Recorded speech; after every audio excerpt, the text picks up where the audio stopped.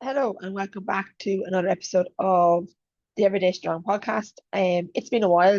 I took a little bit of a break from it since the marathon, so I was using, I suppose, the initial start of the podcast to document the marathon training journey.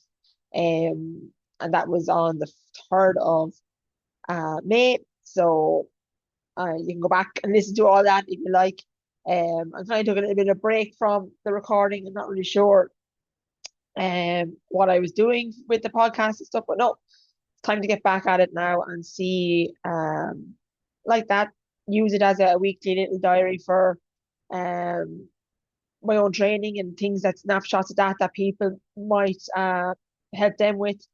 And like that, I want to use it more so like that from the background side of things, what goes on behind the scenes, with clients, what things, questions they ask, questions I get asked, about training, nutrition, all that kind of stuff. And like that, use it as a little bit of a resource to help people weekly. And that you know what's going on in terms of my coaching or my training, like that, if you want to work with me, from an online coaching perspective, or an in-person coaching perspective, kind of what I have going on there. I do have a little free resource coming out called Your Simple Strength Starter, basically to help people get back in the gym. I know what to do. This is the common thing I see, is that I don't know what to do or where to start, or that side of things. So this is kind of a little simple framework that you can use to kind of set you up for the basics of strength training, based off like the basic movement patterns. Your squat, hinge, push, pull, carries, rotations through the core, that kind of stuff. Just the simple foundations of strength training and gym work that then over time you can build upon. But like that, get the basics in first and build on that and a little bit more understanding and around it. So I will have that resource free. There'll be a link in the description here, or you can find it in my Instagram, or just send me a message and I'll send it on. Just something to help get your head around getting started again and where to start, and something to follow along, but also the understanding behind it as well. But I suppose following on from finishing up on the marathon, like it's a few weeks ago now. So the initial finish of the marathon actually was a bit of a process after, as you can imagine. It takes a hell of a lot out of you. And for a good 8 week or 10 days, I still felt the effects of it. From the muscle soreness, from the fatigue, the tiredness, nutrition, or even like my appetite and stuff, kind of changed a little bit for a few days.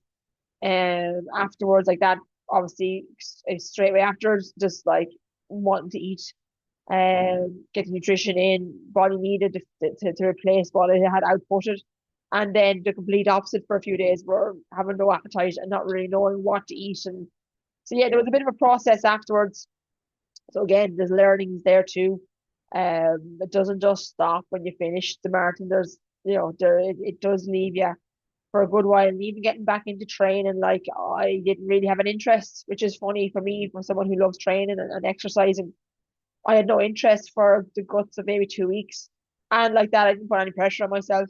I just let things how I felt, kept it kind of to walking, a little bit on the bike, introduced light gym work, but nothing like with any real reason behind it, purely just to move. I also had a little trip away to Spain as well after the marathon, which was nice. After all the weeks of training and that kind of, your main focus, it's nice to have something like that to look forward to. So once I kind of had all that, um, done with back home and stuff, I was kind of ready to get back into a little bit of structure. And kind of again, still not put mad pressure on myself to get back into it, but kind of had a thought of some things I'd like to work on now, with the training side of things. So like that, I suppose with learning from the marathon and the time you put into a marathon and into the training of a marathon, I really wanted to do the opposite now and be far more time efficient and just get the best out of the least amount of time. Still keeping up some running goals. So number one running goal is to run a sub 30-minute 5 kilometers. I have no idea where that is at the minute because I haven't actually specifically ran that. So yeah, that's goal number one. And again, it was about the first last few weeks. It was just about building back in a bit of running, seeing how the body felt. Initially getting back up maybe to a 5K distance, which I have done. And like that now, kind of shifting more so to practicing getting faster and running faster. There's a skill to that and management of that, and so that's the next process of going through that. Um, Still keeping in a run nice and easy to kind of maybe get myself back up to around 10K mark. And like that, no real races, nothing planned, just over the summer, just getting out and enjoying the running again, more so than anything else. Then with my strength, and this is probably another big one because I love the weight training and I really missed that over the marathon side stuff. Because that does take a back seat in terms of you're just trying to maintain your strength and prevent injury, and that's what your training is about, and not kind of getting stronger or growing muscle or whatever. It's just maintaining. So yeah, I'm really looking forward to getting back into the gym in terms of the strength stuff. So, and again, some lifts that I haven't done in quite a long time due to like the arthritis and wrist pain and flare ups and things. But now I feel that's kind of good. I can start back at that again. So I'm going to like set some targets. Again, haven't a clue yet. Just getting back into the movements of like a bench press, a squat, barbell squat, and a trap bar deadlift. And those three exercises, seeing how I can, and they're kind of seen as good markers of strength that I can build on and see where I get them numbers to on that.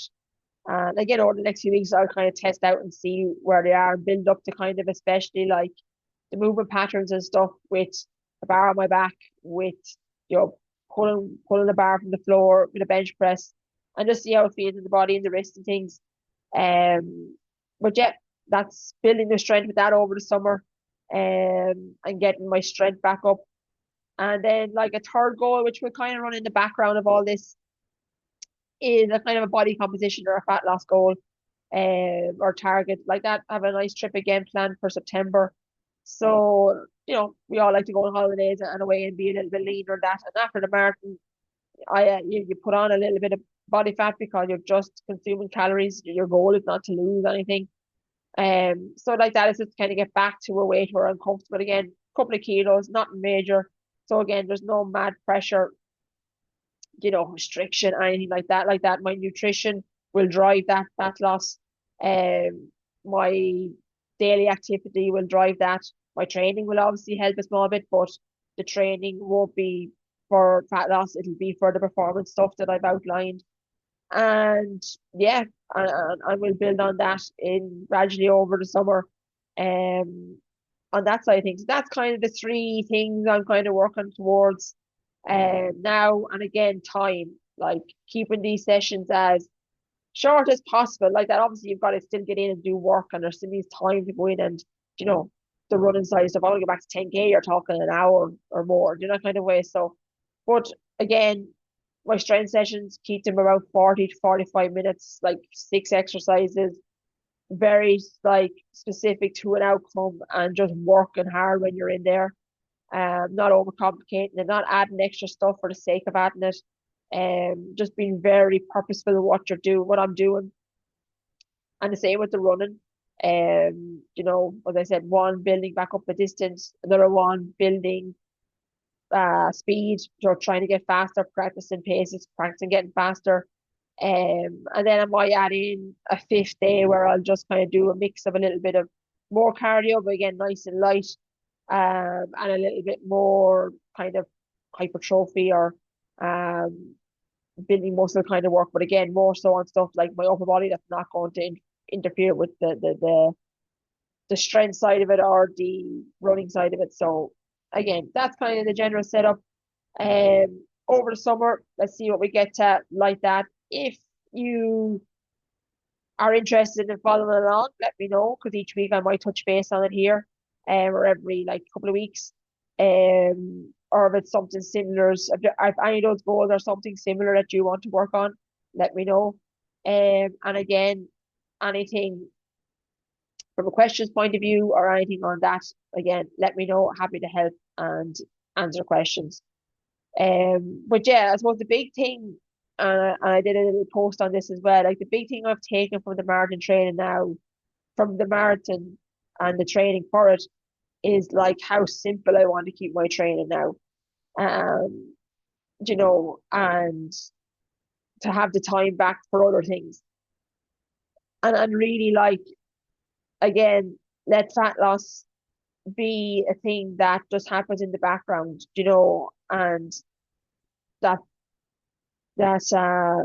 just works away by itself once I have the habits of my nutrition in place, and that my training really is from the, getting faster for the 5K and the strength stuff. And I think that's really important that, keeping things very simple and doable. You can go to different phases of training like that. I had a very specific goal to run a marathon, so that did take a very specific amount of time, amount of effort, things that had to get done. Whereas this, yeah, there is specific outcomes, but you can still get a lot of work done in, a limited time once you're very specific on what you're trying to do and that you put in the effort into what you're trying to do. And not overcomplicating it and not adding in extra bits and doing more than you think you need to do. Like go in with a very specific purpose, carry it out, and that's it. And that's how training can fit around your life. Again, I probably will in the future have something more specific. Again, I probably will enter another race, a marathon. I don't know, but yeah, I might like to see if I can get as I said, a 5K and a 10K faster. But again, now training is just going to be more about the enjoyable aspect like that. I'm someone that still likes to have a little bit of challenge and something I'm working on and towards. But there's no deadline. There's no real, there's no pressure. There's no whatever. I can just enjoy it. And if you want to come through that process, happy to share it here. But look, again, any questions, let me know. This is just more so getting myself back in the groove of recording the podcast again. Hopefully to keep it up weekly as I was before. Answering questions, giving a little bit of insights and things like that. So yeah, you can find this on Spotify and share it. Happy if you would share with people through Spotify or Instagram or whatever. That would be great. And yeah, we'll chat again soon.